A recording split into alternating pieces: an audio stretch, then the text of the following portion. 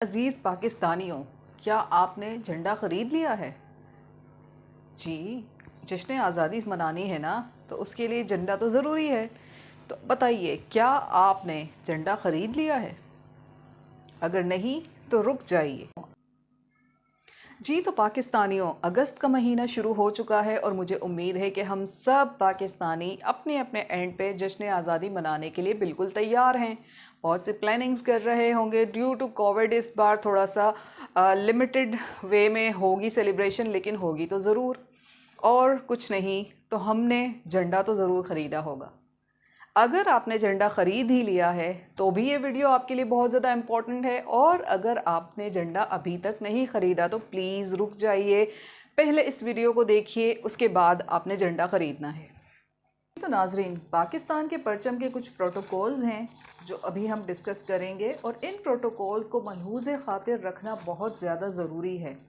इनमें से कुछ पॉइंट्स ऐसे हैं जो ऑफिशियल्स के करने के हैं, और इससे कुछ पॉइंट्स हैं जो जनरल पब्लिक के लिए बेहतर है कि वो उनको मलहूज़ खातिर रखें।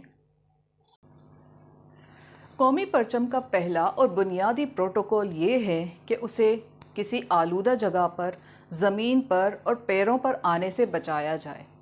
कौमी परचम का दूसरा प्रोटोकॉल है कि रात होने से पहले, यानी कि सूरज गुरूब होने से पहले पहले उसे उतार दिया जाए।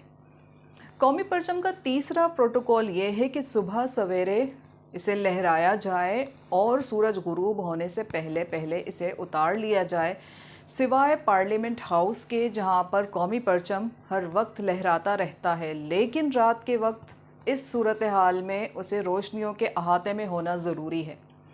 कौमी परचम पर किसी किस्म की तस्वीर, सिंबल या कोई तहरीर चिस्पा करना या छापना इसके आदाब के ख़िलाफ़ है। कौमी परचम दूसरे कॉर्पोरेट झंडों, सूबाई और मिलिट्री झंडों के साथ अगर रखा या लहराया जाएगा तो उनसे ऊंचाई पर रखा या लहराया जाएगा। पाकिस्तान का कौमी परचम अगर दूसरे अक़वाम आलम के परचमों के साथ हो तो उसे उतनी ही ऊंचाई पर रखा या लहराया जाएगा। जब कौमी परचम को टाई अप किया जाएगा तो उसे सफ़ेद हिस्से की तरफ से बांधा जाएगा ताकि हरा हिस्सा फ़ज़ा में आसानी के साथ लहराता रहे। जब दो परचम मुकाबिल होंगे तो पाकिस्तान का परचम सीधी तरफ रखा या लहराया जाएगा। पाकिस्तान का परचम अंधेरे में नहीं लहराया जाएगा। तो ये थे कुछ आदाब, कुछ प्रोटोकॉल्स जो कौमी परचम के हैं। अहम सरकारी इमारतों पर और नीम सरकारी इमारतों पर, जैसे कि आपने अक्सर देखा होगा कि वाहगा बॉर्डर की सेरेमनी परचम उतारने की वो बराह रास्त नशर भी की जाती है, और उससे हम वाकिफ़ हैं कि सूरज गुरूब होने से पहले पहले उसे उतारा जाता है। तो इसी तरीके से जब हम आवाम पाकिस्तान के परचम को लहराते हैं अपने अपने घरों की छतों पर और अहम इमारात पर, तो हम सिर्फ उसे लगा रहना छोड़ देते हैं। हम उसके इस प्रोटोकॉल का ख्याल नहीं करते कि सूरज गुरूब होने के से पहले पहले उस परचम को उतारना है। पहली बात। दूसरी बात ये कि 14 अगस्त का दिन गुजर जाने के बाद भी परचम वैसे ही वहाँ पर आवेज़ा रहता है और उसे हम नहीं हटाते।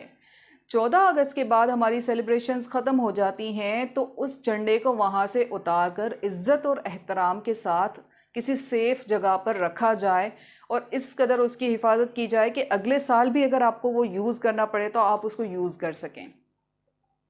दूसरा, बच्चों के अंदर शुरू से आदत बनानी चाहिए कि कौमी परचम यानी कि जो झंडियाँ वो लेते हैं, उन झंडियों का भी एक तकद्दुस है। उसका तकद्दुस ये है कि वो पैरों में नहीं आनी चाहिए।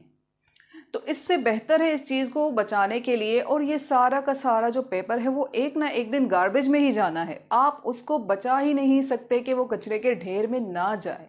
तो इससे कई बेहतर है कि एक फैब्रिक लिया जाए, यानी कि कपड़े का झंडा लिया जाए, जिसको अपने छतों पर लहराया जाए और उसके बाद आराम से उसे उतार कर रख दिया जाए जबकि आपकी आज़ादी की सेलिब्रेशन ख़त्म हो चुकी हो। तीसरी बात ये कि कौमी परचम हमारी इज़्ज़त और हमारी आबरू और हमारी शनाख्त है दुनियाए आलम में। अगर हम इसकी हिफाजत और इसके एहतराम का एहतमाम नहीं कर सकते तो फिर हम एज़ अ नेशन किस दोराहे पर खड़े हैं। कौमी परचम हमारी इज़्ज़त, हमारी आन, हमारी शान है। इसकी हिफाजत वैसे ही कीजिए जैसे कि आप अपनी कीमती चीज़ों की हिफाजत करते हैं। आई होप कि आपको ये वीडियो अच्छी लगी होगी और ये वीडियो मेरे और आप सब के लिए एक रिमाइंडर है कि हम किस तरीके से अपने वतन के परचम को तकद्दुस और एहतराम के साथ, फुल प्रोटोकॉल के साथ यूज़ कर सकते हैं। मज़ीद वीडियोज़ के लिए आप चैनल देखते रहिए। प्लीज़ सब्सक्राइब कर लें मेरे चैनल को, एजुकेशन एंड अवेयरनेस। अल्लाह हाफ़िज़।